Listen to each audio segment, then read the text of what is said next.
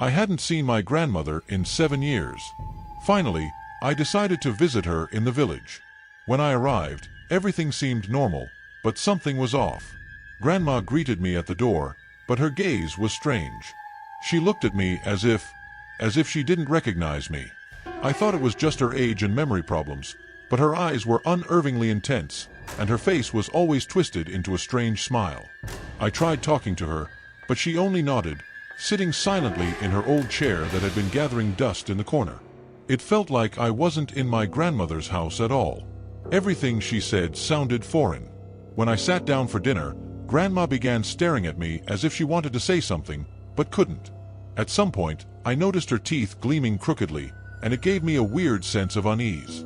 She started putting food on my plate so quickly, like she wanted to feed me before I could leave.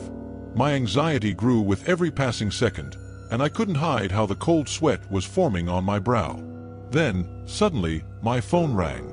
It was my mom. "We're coming to your house soon, Grandma and I," she said. My body froze. I stiffened, holding the phone in my hand. "With Grandma," I barely managed to say, feeling goosebumps all over my body. This couldn't be my grandmother.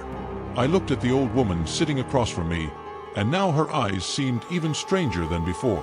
The tension in the room grew. One thought kept spinning in my head. Who am I really with in this house?